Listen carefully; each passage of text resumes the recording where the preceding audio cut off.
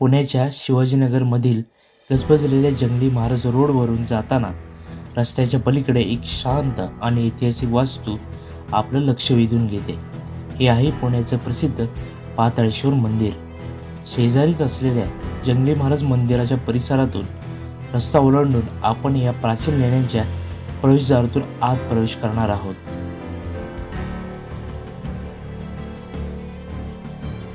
दगडात कोरलेले हे मंदिर बाहेरून साधं दिसत असलं तरी त्याच्या आत दडलेला इतिहास आणि इथली अनोखी रचना खरोखरच पाहण्यासारखी आहे. चला जाणून घेऊया पाताळेश्वर मंदिराची ऐतिहासिक कहाणी.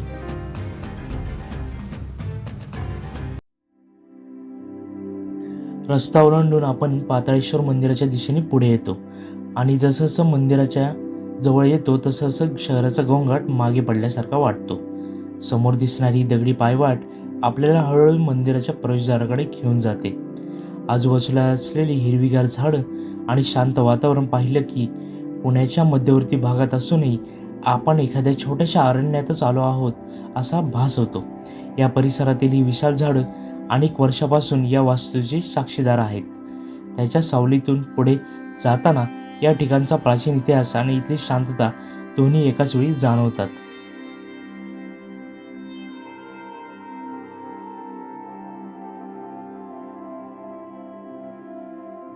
पाताळेश्वर मंदिराच्या दिशेने पुढे जात असताना वाटेत आपल्याला एक छोटंसं देवीचं मंदिर दिसतं.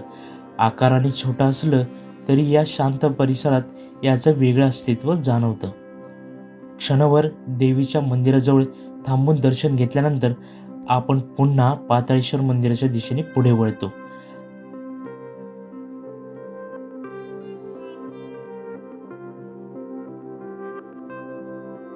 दगडी पायवाटेवरून पुढे जाताना आजूबाजूचा शांत आणि हिरवागार परिसर मनाला एक वेगळाच निवांतपणा देतो.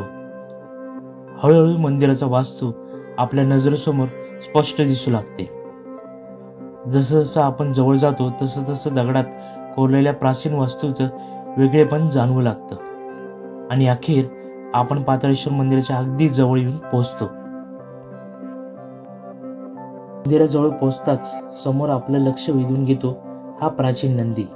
दगडात कोरलेल्या नंदीच्या अंगावर आजही दिसणारी नक्षीकामाची बारकाई त्याच्या जुन्या आणि ऐतिहासिक स्वरूपाची जाणीव करून देते.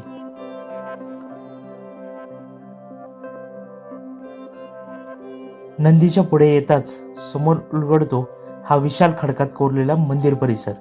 विशेष म्हणजे हे मंदिर दगड रचून बांधलेले नाही तर एकाच खडकात वरून खाली कोरत ही संपूर्ण वास्तू साकारण्यात आली आहे. या शिवालयाची निर्मिती राष्ट्रकूट राजवटीच्या काळात पहिला राजा दंतीदुर्ग याच्या कारकिर्दीत इसवी सन 8व्या शतकाच्या सुमारास झाल्याचं सांगितलं जातं. लेणीच्या स्वरूपात खोदलेले हे शिवालय इसवी सन 750च्या आसपास पूर्णत्वास आलं असं मानलं जातं. समोरची ही विशाल दगडी रचना पाहताना त्या काळातील शिल्पकारांनी खडकाला दिलेले हे रूप खरंच थक्क करून जातं.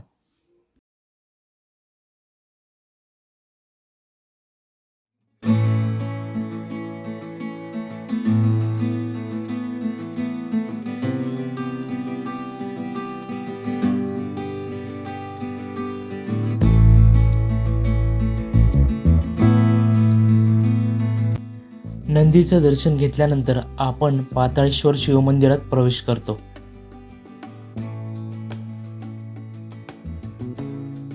आत पाऊल ठेवताच सर्वप्रथम लक्ष वेधून घेतात हे भव्य चौकोनी दगडी खांब. खांबावर केलेली बारकाईचं कोरीव काम पाहिलं की त्या काळातील कारागिरांच्या कौशल्याची कल्पना येते. संपूर्ण परिसर दगडातच कोरलेला आहे आणि हीच या मंदिराची सर्वात खास गोष्ट आहे. या मंदिराची निर्मिती पांडवांनी केलेली होती अशी एक आख्यायिका येथे सांगितली जाते. मात्र या दगडी वास्तूकडे पाहिलं की इतक्या मोठ्या खडकातून अशी रचना साकारण्यासाठी किती अद्भुत कौशल्य लागलं असेल याची जाणीव नक्कीच होते.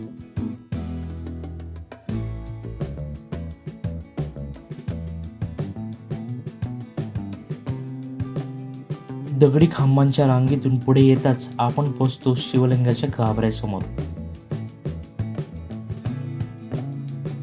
समोरचं हे शांत आणि तेजस्वी शिवलिंग, अंगावर लावलेल्या भस्माची रेषा आणि त्यामागे दिसणारा त्रिशूळ वातावरणाला एक वेगळीच भक्तिमय अनुभूती देतो. वरून थेंब थेंब पडणारं पाणी आणि शिवलिंगावर होत असलेला अभिषेक, आजूबाजूला दरवळणारं धूप, अगरबत्तीचा सुगंध, मंद प्रकाशात तेवत असलेला दिवा आणि शिवलिंगाला केलेला मराठीशाही पगडीचा साज.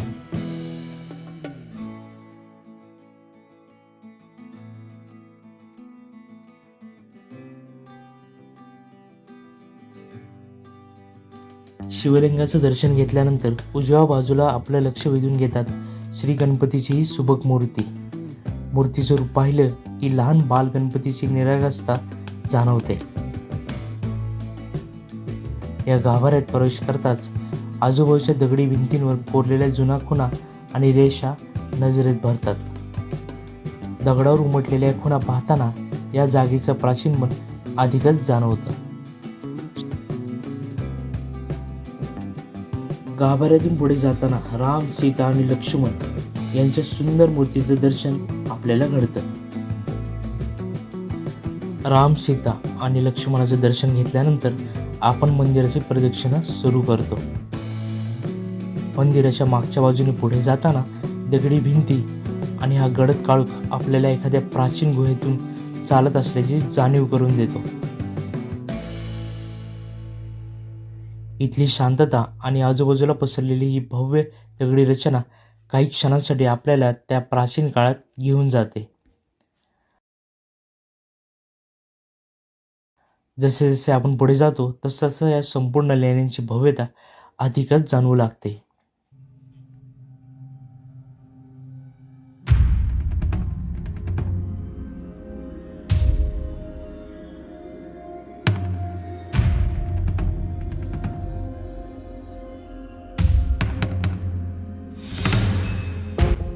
शिवलिंगाच्या डाव्या बाजूला असलेल्या देवीच्या गाभाऱ्यात आपण प्रवेश करतो.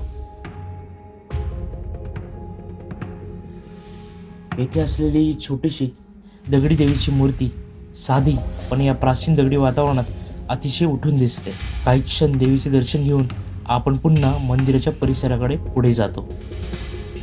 पुढे जाताना दगडी भिंतीवर एक कोरीव प्रतिमा नजरेस पडते. ती नेमकी कोणत्या देवतेची प्रतिमा आहे हे स्पष्ट जाणवत नसलं तरी दगडावर उमटलेली प्राचीन कोरीव रचना आपलं लक्ष नक्कीच वेधून घेते.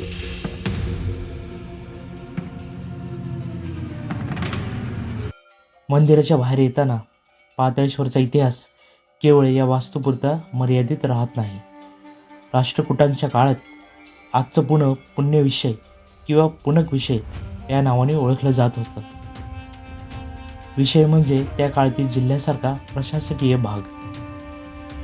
राष्ट्रकूट राजा कृष्ण प्रथम यांच्या कारकिर्दीत दिलेल्या ताम्रपटांमध्ये या नावांचा उल्लेख आढळतो. म्हणजेच आजच्या गजबजलेल्या पुण्याच्या मध्यभागी उभसलेले पाताळेश्वर मंदिर आपल्याला शतकानुशतके मागे घेऊन जाणाऱ्या इतिहासाचे एक जिवंत खूण आहे.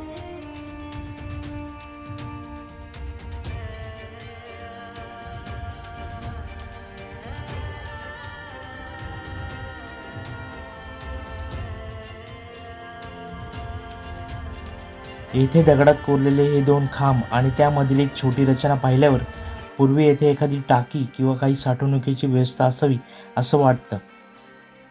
जवळच एक शिलालेख दिसतो, मात्र काळाच्या ओघात तो बऱ्यापैकी पुसट झाल्यामुळे या जागेचा नेमका उपयोग काय होता हे स्पष्टपणे समजत नाही. पण या छोट्याशा रचनेतूनही या प्राचीन वास्तूच्या अनेक गोष्टी आजही आपल्याला नजरेआड दडलेल्या आहेत याची जाणीव होते.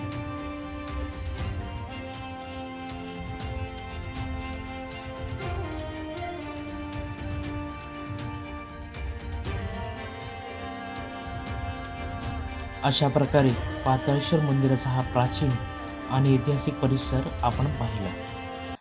दगडात कोरलेली ही वास्तू आजही पुण्याच्या समृद्ध प्राचीन वारशाची साक्ष देत उभी आहे. विशेषतः श्रावणी सोमवार आणि महाशिवरात्रीच्या काळात येथे दर्शनासाठी भाविकांची मोठी गर्दी पाहायला मिळते. भक्तिभावाने शिवदर्शन घेत अनेक भाविक या प्राचीन पाताळेश्वराला नमन करतात. तुम्हाला हा व्हिडिओ आवडला असेल तर व्हिडिओला लाईक करा, शेअर करा आणि अशाच ऐतिहासिक व धार्मिक ठिकाणांच्या माहितीसाठी डिवाइन टेरेस मराठी चॅनलला सबस्क्राईब नक्की करा. हर हर महादेव.